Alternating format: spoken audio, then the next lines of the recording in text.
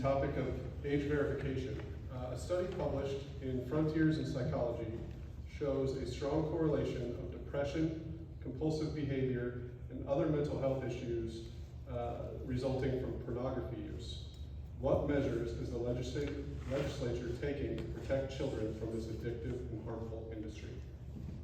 Well, we on the House side actually passed some legislation last year that would address this issue. We've got other proposals that are out there to try and make sure that anybody that's getting on an adult website or adult-themed website would actually have to prove age verification. But it gets very complicated because how do you do that? Do you have to have a driver's license? Are you putting that information in there?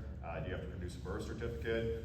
So we're trying to thread the needle on it. It just gets a little complex of how much personal private information are you putting into the internet, and could that then be used against you or used in a nefarious purpose? But we are trying to make sure that we're protecting our youngsters from not seeing the scourge of pornography, and it's just trying to thread that needle on First Amendment rights, but also protecting your personal private data.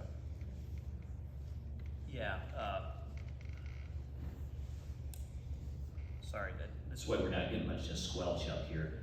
Everything Matt said, and additionally as well too, again, back to these things, we passed additional legislation on top of that this year from a Senate standpoint. I don't know where it's at right now, so where it's made through the House, but whether it be some of these online apps where kids are sending photos to and vice versa, whether it be child pornography or, the minors accessing an adult there.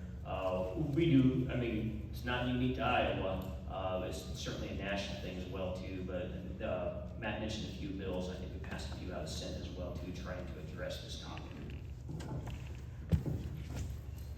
Yeah, absolutely. In favor of the age verification. Again, in the same way that we talked about the cell phone usage in schools, and we look at the negative impacts on that. Kids shouldn't be exposed to this, and right now it's far too easy. Anybody can recognize that on the internet to be exposed to these issues. On the age verification, I believe in the House, we passed something. We only had one dissenter. It was Adams Abner, actually.